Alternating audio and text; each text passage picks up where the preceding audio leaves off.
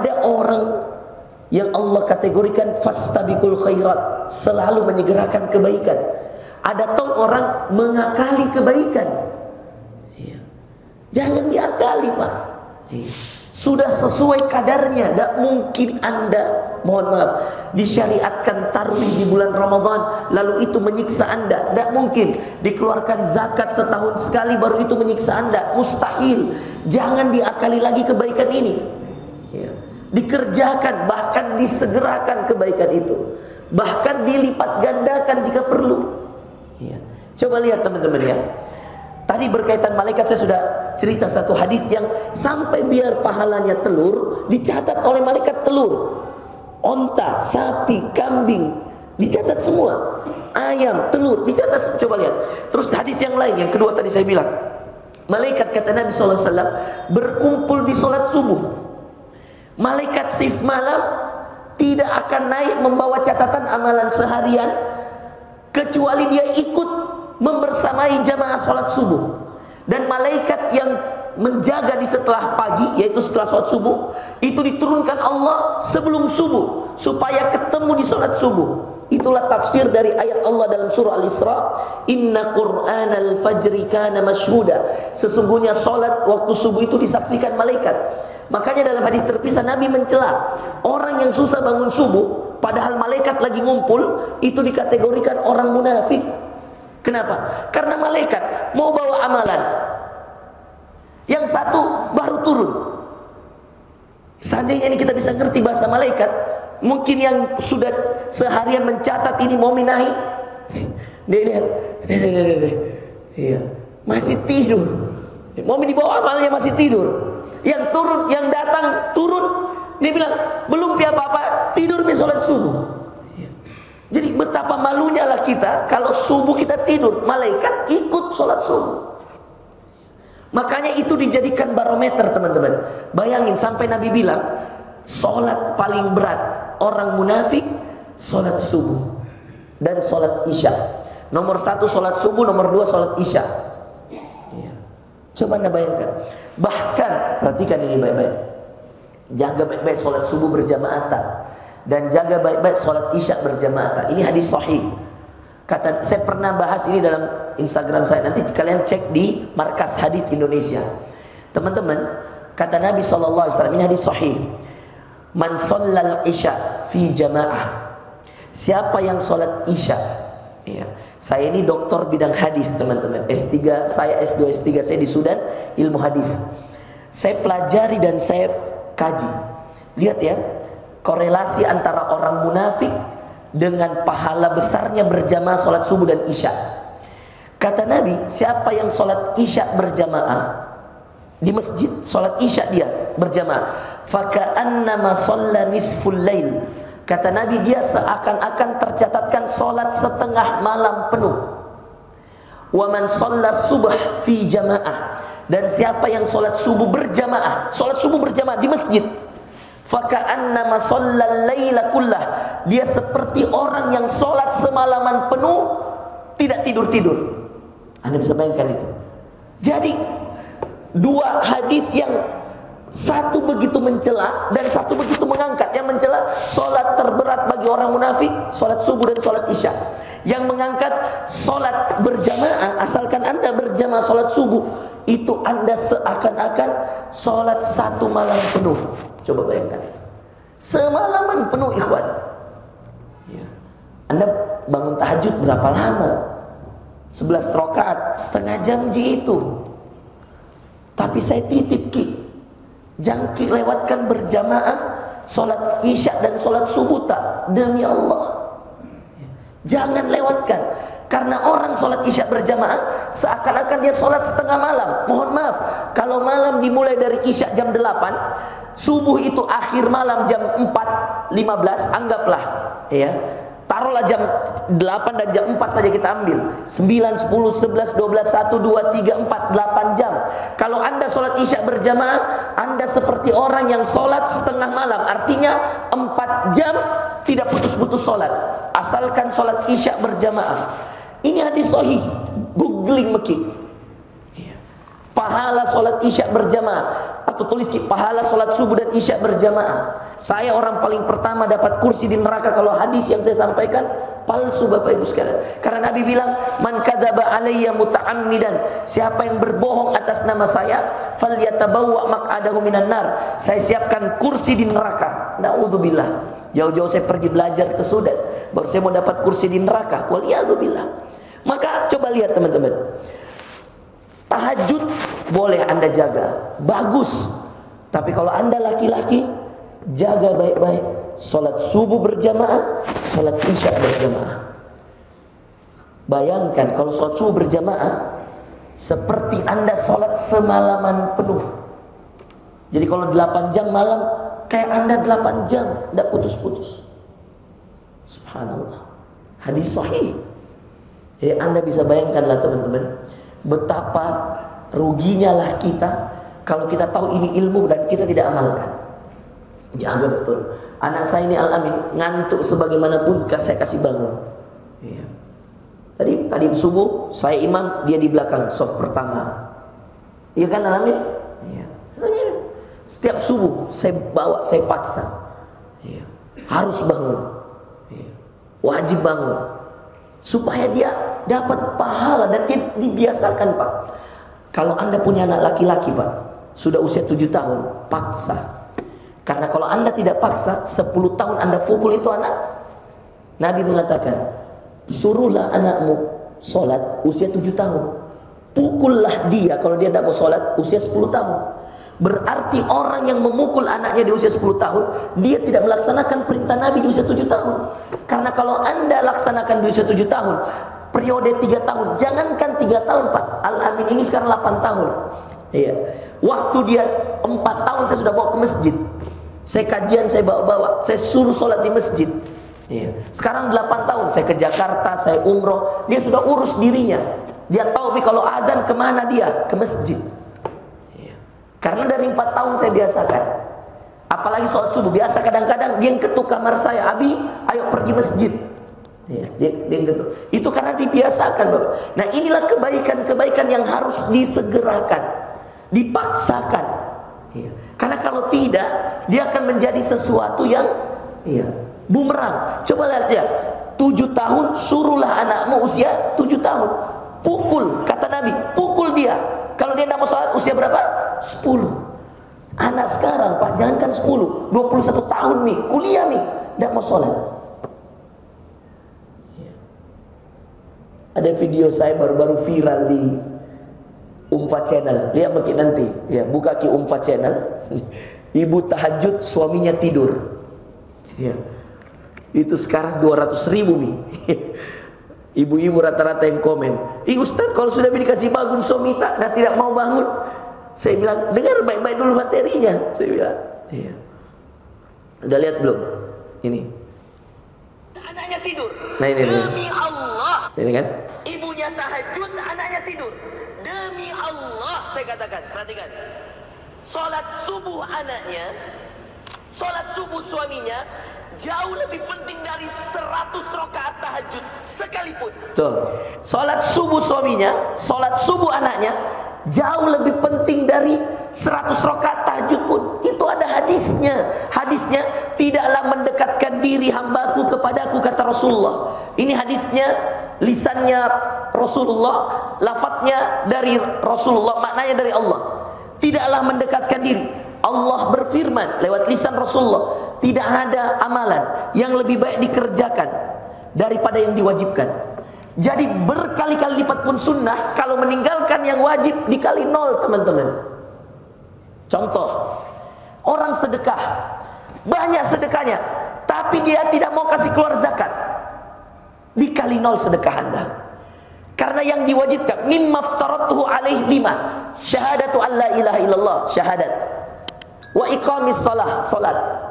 Salat itu cuma 5, subuh, zuhur, asar, maghrib, isya, yang wajib. Sisanya semua salat sunnah. Sunnah ada 2, muakkadah dan sunnah yang non lam bighairi muakkadah. Yang muakkadah yang sangat dianjurkan, dan sunnah yang biasa. Contoh yang sangat dianjurkan, 2 rakaat sebelum subuh. Itu sangat amat dianjurkan. Ini teman-teman, perhatikan ini baik-baik. Perhatikan kasihan, dengarkan baik-baik. Tidak ada, saya bilang, tidak ada yang lebih dicintai Allah daripada yang wajib. Ya. Jangan begini, Anda tidak sholat subuh, tapi Anda sholat duha 8 rakaat. Astagfirullah. Tidak bisa sama. 100 rakaat pun Anda sholat duha, tidak akan sama dengan 2 rakaat subuh.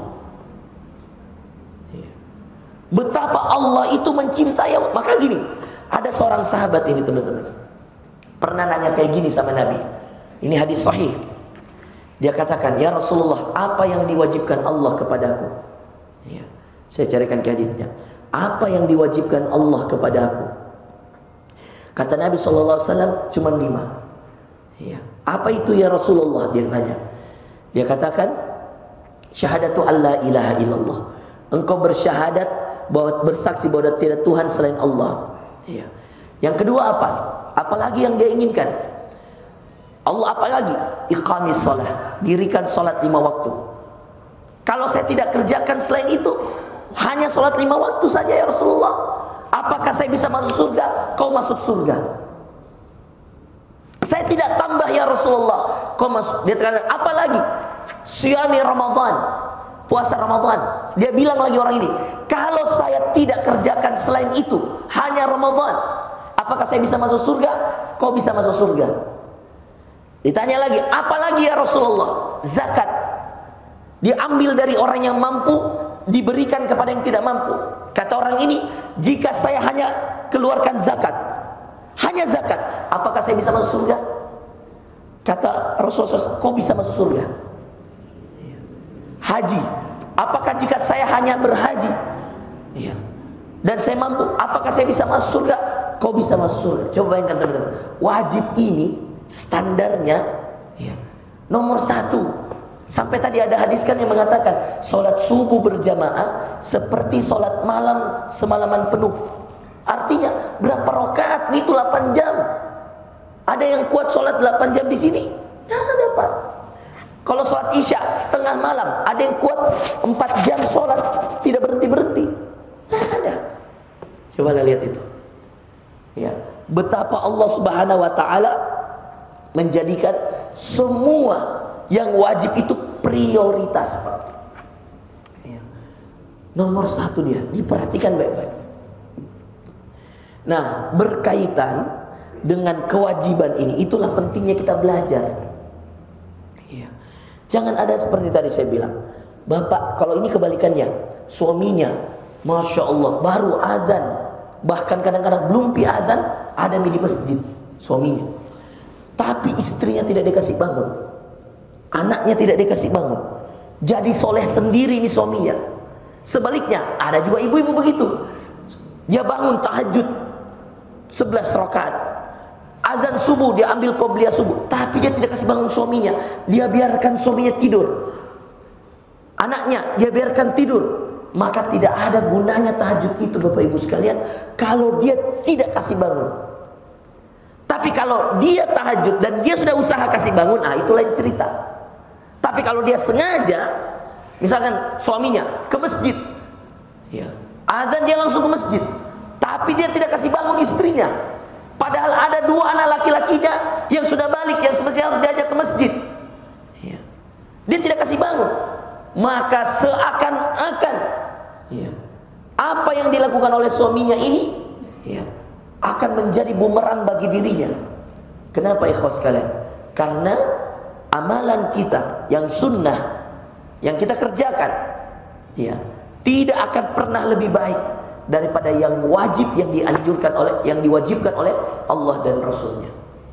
Jadi gitu, mulai jaga yang wajib-wajib dulu teman-teman. Jangan jadi orang yang sholat subuh terlambat, tapi sholat duha 8 rakaat. Astagfirullah. Jangan kebiasakan. Subuh itu jam 4 guys sekarang. 4.15 azan. 4.40 qomat. Saya tahu kalau di Kartasning jam berapa Ustaz? Jam berapa azan di sini?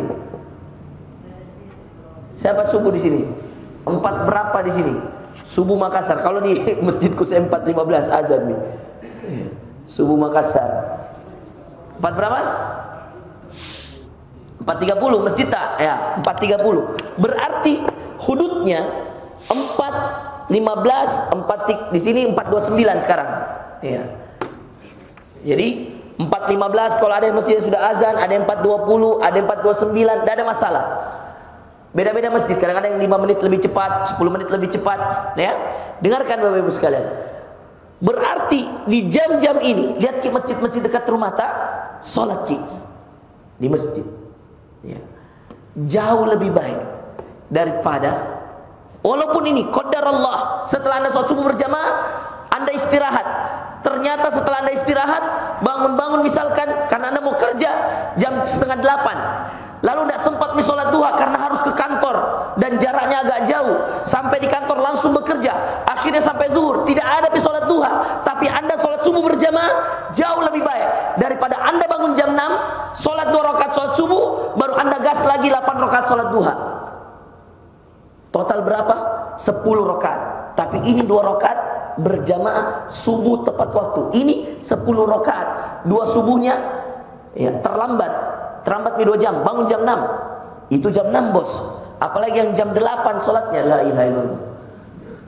Taubaki semua. Ya. Jangki biasakan. Ada tong itu orang istilah begini. Pernah lalu kan tanya anak muda, dia bilang, Ustaz, kan 2 rakaat terlambat kak? Anak muda ini dengan gaya polos dia cara bahasanya. Dia bilang, kan 2 rakaat terlambat kak sholat subuh Ustaz? Ustaz, dia bilang, bukan Ustaz. Ustaz, orang Makassar pak. Ya. Ustaz, kan 2 rakaat terlambat sholat subuh. Iya. Bagaimana jangan mak sholat subuh kak terlambat Tommy Ustaz? Dia bilang, kenapa kau bilang begitu? Coba kau lihat logikanya anak muda ini. Kenapa kau bilang begitu? Seperti kayak misalkan Ustaz toh mata pelajaran matematika jam 8 sampai jam 10. Nah jam 10 Pak datang, terlambat tomak, mending tidak usah kak masuk daripada saya masuk nama Raika guru matematika. Kenapa kau masuk? Jadi bagaimana solusimu? Nanti piku perbaiki di pelajaran yang lain Ustaz. Jadi yang matematika tidak masuk Ustaz, tak kalah kotor mak, tak kalah malu mak. Jadi bagaimana? Tidak pernah kau sholat subuh selama ini? Iya Ustaz, pokoknya kalau kuliah jam 7 kak bangun, tidak sholat subuh mak. Jam 6 saya mau tidak. Saya bilang, dengarkan kita.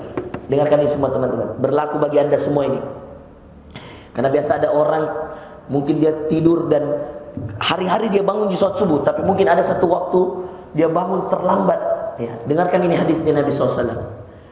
Kata Nabi SAW, ya, sesungguhnya solat-solat wajib itu dikerjakan ya, ketika dia bangun dari tidur langsung dikerjakan. Jadi jangan ada istilah begini, jam 6 nih. Karena ada orang biasa begitu. Atau biasa tidur siang kita, misalkan taruhlah dia tidur siang jam 2 karena capek sekali ki, bangun-bangun jam 6. Lewat sholat apa? Asar, belum sholat asar. Jangan ada istilah begini. Dengarkan baik-baik teman-teman. Jangan lagi ada istilah, lewat waktunya Ustaz. Kalau itu tidur, perhatikan. Kalau itu sebabnya adalah tidur, maka ketika dia bangun langsung dia kerja. Paham ya? Tapi kalau itu rapat, jelas berdosa. Taubat nasuha. Tapi ya jantung, itu tadi saya bilang, jantung dia kali tidurnya. Ya. Sudah mau tahu azan maghrib, atau misalnya dia begadang tuh, dia begadang sampai jam 3, dia bilang tidur Pak dulu, bangun dia itu jam 4. Nggak mungkin. Ya. Dia mau nonton Liga Champion, baru dia bilang, jam 3 nih, selesai main bolaku, boleh tidur Pak dulu deh, nanti bangunnya itu jam 4. Ini mengakali Allah namanya bos. Ya, lebih berdosa lagi karena dia rela begadang nonton bola, baru dia tidak sholat subuh. Bangun-bangun jam berapa? Jam 9. Nah bilang Ustaz, yang penting kalau bangun kita langsung kita sholat. Itu namanya mengakali Allah, tidak boleh. Ukur-ukur tong. Masa kau tidur jam 3? Kau bilang kau bangun jam 4? Mustahil. Tidak mungkin. Kalau anda tidur, lain cerita begini. Anda sudah tidur jam 9, jam 10. Oke, sudah tidur. Qaddar Allah, anda bangun jam 6. Padahal niatnya jam 4:30 atau 4:30. Jadi gimana Ustaz? Jangan bilang lewat di subuh. Tidak, bangun, jangan ngapa-ngapain. Kalau mau buang air silahkan. Sikat gigi boleh. Langsung wudu, langsung sholat. Jangan buka handphone, jangan balas WA kalau sudah kondisi terlambat.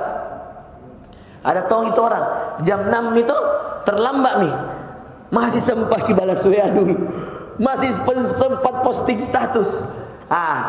Kalau ada jedahnya posting status, balas WA, maka di saat itu dia tergolong orang yang meremehkan sholat.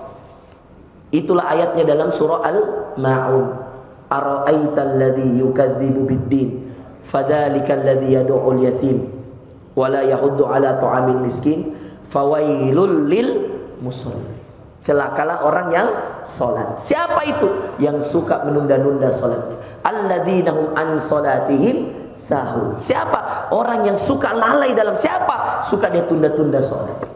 Tapi kalau betul-betul Anda ketiduran teman-teman, bangun, astagfirullah, belum pakai sholat asar, langsung Anda ambil air wudhu dan sholat asar, walaupun sudah lewat waktunya, Anda asar dulu terus Anda ikut maghrib, walaupun sudah lewat waktunya, insya Allah tercatatkan seperti hadis Nabi, rufi al-aqlam fi thalatha, diangkat penanya malaikat diangkat pada 3, as-sabi hatta yahtalim, bayi sampai dia balik, ya kan?